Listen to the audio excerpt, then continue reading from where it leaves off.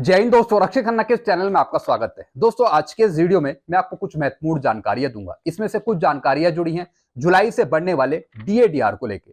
दोस्तों, कुछ अखबार हैं जो कंफर्मेशन दे रहे हैं कि भारत सरकार ने डीएडीआर की घोषणा कर दी है। जैसे कि आप यहाँ पे देख रहे हैं, इसमें बताया जा रहा है कि भारत सरकार ने डीएडीआर की घोषणा कर दी है, यानी 4% आपका बढ़ा दिया है डीएडीआर, और 1 करोड़ सरकारी कर्मचारियों को, पेंशनर्स को इसका फायदा मिलेगा, ऐसा इसमें लिखा हुआ है।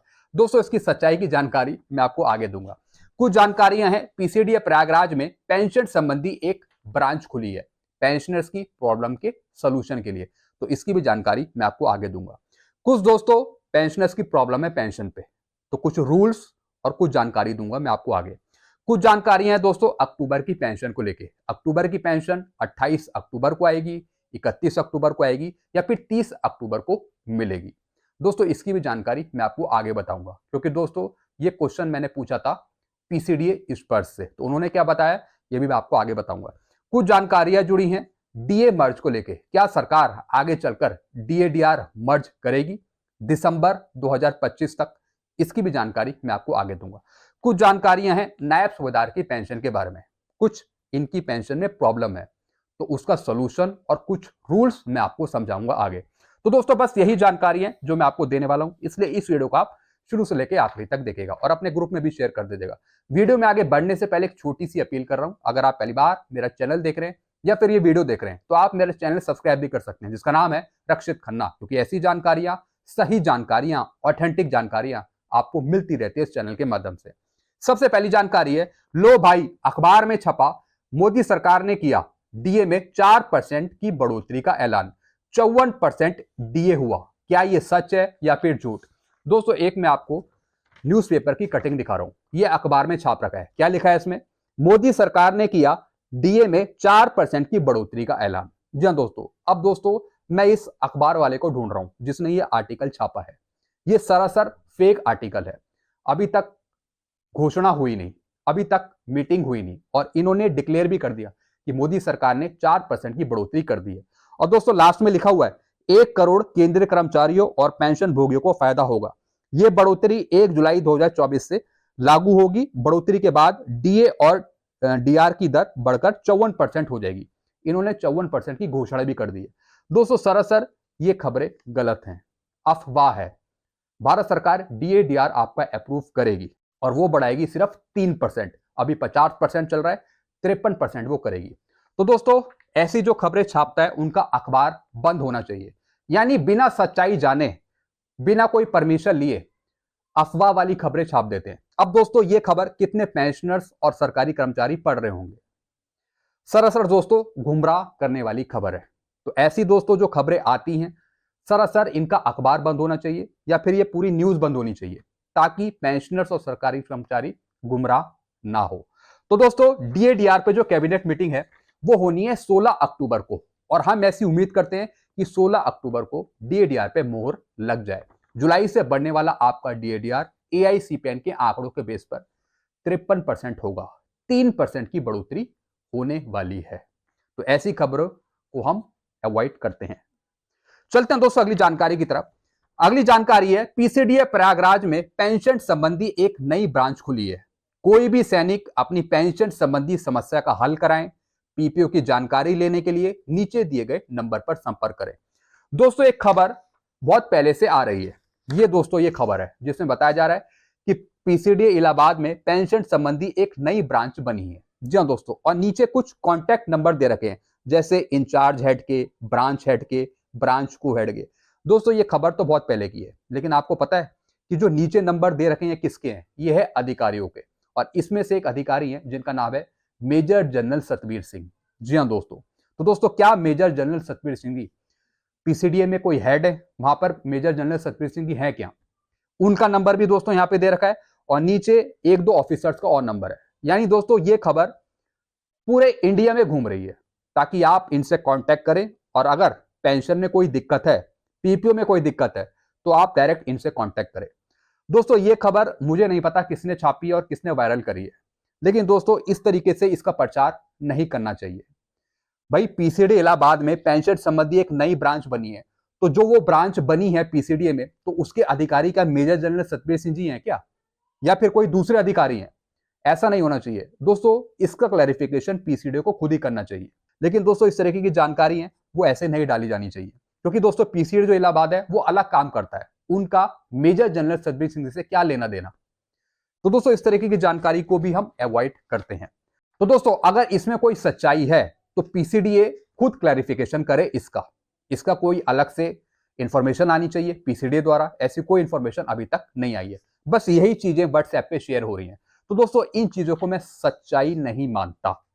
चलते हैं दोस्तों अगली जानकारी की तरफ।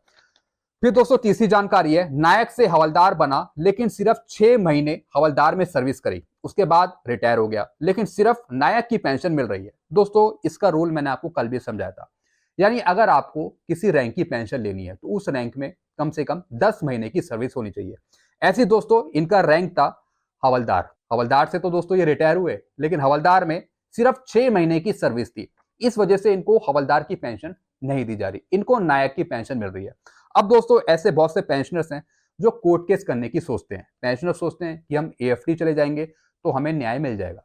नहीं दोस्तों, वहां से आपको न्याय नहीं मिल पाएगा, क्योंकि ये रूल्स के अगेंस्ट है। 10 महीने की मिनिमम सर्विस आपकी होनी चाहिए उस रैंक की पेंशन लेने के लिए।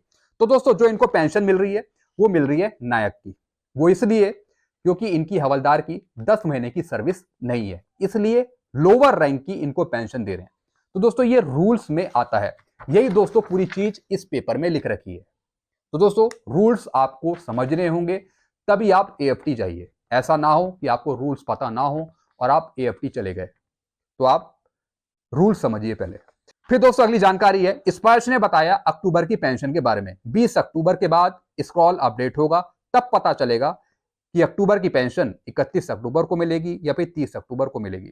जी हाँ दोस्तों, अभी तक पेंशन स्क्रॉल जनरेट नहीं हुआ है। मैंने पीसीडी स्पर्श से पूछा था कि अक्टूबर की पेंशन कब आने वाली है, तो उन्होंने बताया कि आप थोड़ा वेट करिए, 20 तारीख के बाद एक स्क्रॉल अपडेट किया जाएगा, तभी पता लगेगा कि किस दिन आपको अक्टूबर की पेंशन मिलेगी। लेकिन दोस्तों अक्टूबर की पेंशन आपको 30 तारीख को मिलनी चाहिए, 30 अक्टूबर को, क्योंकि दोस्तों दीपावली 31 अक्टूबर को कह रहे हैं। कई जगह दोस्तों दीपावली बता रहे हैं 1 नवंबर को। अभी तक कंफर्मेशन नहीं है कि 31 अक्टूबर को दिवाली मना रहे हैं या फिर 1 नवंबर को बना रहे हैं। दोस्तों हमारी जो ऑफिस की छुट्टी है वो है 31 अक्टूबर की, कैलेंडर में 31 अक्टूबर दी है, लेकिन दोस्तों पंडितों से पूछा, मंदिर में पूछा, वो 1 नवंबर को बता रहे हैं दिवाली। तो दोस्तों दिवाली चाहे आपकी 1 नवंबर को हो या फिर 31 अक्टूबर को, दिवाली से पहले आपको ठीक पेंशन मिलनी चाहिए अक्टूबर की। कई जगह दोस्तों बता रहे हैं कि 28 अक्टूबर को पेंशन मिलेगी। दोस्तों 28 अक्टूबर तो बहुत जल्द हो जाएगा। दोस्तों जब तक कि 20 तारीख नहीं आती, जब तक कोई क्लैरिफिकेशन नहीं है कि पेंशन आपको ठीक 31 अक्टूबर को मिलेगी या फिर 30 अक्टूबर को मिलेगी या फिर 28 अक्टूबर को मिलेगी, ऐसा स्पष्ट पीसीडी ने बताया है। अभी कोई कंफर्मेशन नहीं है, लेकिन मैं आपको बता रहा हूं कि पेंशन आपको एक दिन पहले मिलनी चाहिए, यानी जिस दिन दिवाली है बड़ी उससे पहले मिलनी चाहिए, ताकि दोस्तों पेंशन आपके खाते में आए, उसके बाद हम खुश हो जाएं और दिवाली फिर अच्छे से बने। क्योंकि दोस्तों दिवाली से पहले कुछ पैसा मिल जाता है, भले वो पेंशन हो, एरियर हो, तो अंदर से एक खुशी आती है हमें। तो दोस्तों दिवाली से पहले पेंशन मिल जानी चाहिए हमें। चलते हैं अगली जानकारी की तरफ। सरकार की प्लानिंग अभी डीए मर्ज करने की नहीं होगी। जी हाँ दोस्तों, सरकार अभी आपका डीएडीआर मर्ज नहीं करेगी, अभी आपका डीएडीआर आगे बढ़ेगा, वो भी दिसंबर 2025 तक। जी हाँ दोस्तों, अगर सब कुछ ठीक रहा तो भारत सरकार सोच सकती है 8वें पे कमीशन के बारे में।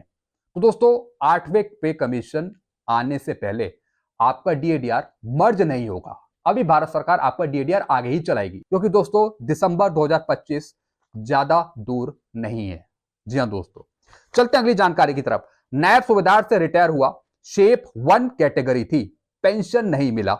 एएफटी से निर्णय आया पेंशन देने का, उसके बाद पेंशन तो मिली लेकिन हवलदार की मिल रही है। जी दोस्तों, ये रिटायर तो हो गए थे नायब सूबेदार से, लेकिन दोस्तों इनकी शेप 1 कैटेगरी थी, जिसकी वजह से इनको पेंशन नहीं दी गई। इसके बाद ये एएफटी चले गए, एएफटी ने बोला कि इनको पेंशन दी जाए। पेंशन मिल रही है दोस्तों, एएफटी के जजमेंट के बाद दोस्तों इनको मिल रही है सिर्फ हवलदार की पेंशन, सिर्फ हवलदार की ये पेंशन पा रहे हैं। क्योंकि दोस्तों रूल के अनुसार जेसीओस की कैटेगरी होने पर एक निचले रैंक की पेंशन मिलती है। यह भी दोस्तों मैंने आपको कल या परसों वाले वीडियो में बताया था कि जिन जेसीओस की कैटेगरी हो गई है उनको एक निचले रैंक की पेंशन मिलती है। यही दोस्तों इन पेंशनर के साथ हुआ है। मिलनी चाहिए दोस्तों नायब सूबेदार की पेंशन, लेकिन रूल के मुताबिक इनको निचले रैंक की पेंशन मिल रही है, वो भी एक हवलदार रैंक की, क्योंकि ये कैटेगरी हो गए हैं। जी हाँ दोस्तों, तो दोस्तों रूल के अकॉर्डिंग अगर रिकॉर्ड पीसीडी एक्सपर्ट आपको पेंशन देता है तो दोस्तों वो सही है यहाँ पर, तो आप उसके अगेंस्ट नहीं जा सकते हैं। अगर आप एएफटी जाते हैं या फिर लेटर भी लिखते हैं तो दोस्तों आपको फिर नेगेटिव रिप्लाई मिलेगा। सब कुछ दोस्तों रूल्स पर डिपेंड रहता है। तो मेरी ज्यादातर ये संभावना रहती है कि मैं आपको रूल समझा दूं अपने वीडियो के माध्यम से, ताकि आप परेशान ना हो, आप फिर लेटर लूटर या फिर कहीं इधर उधर ना भटकें। क्योंकि अगर एक बार आपको सही जानकारी हो गई तो फिर आपको कोई दिक्कत नहीं होगी, फिर आप समझ जाएंगे कि आप इस चीज के लिए एलिजिबल नहीं है। तो दोस्तों बस यही कुछ जानकारी थी जो मैंने आपको समझाई है। आई होप सारी जानकारी आप समझ गए होंगे। इससे रिलेटेड कोई और सवाल है तो आप नीचे कमेंट कर सकते हैं। वीडियो आपको अच्छा लगता है वीडियो को लाइक करें और इस चैनल को आप सब्सक्राइब कर सकते हैं जिसका नाम है Rakshit Khanna. Thank you so much.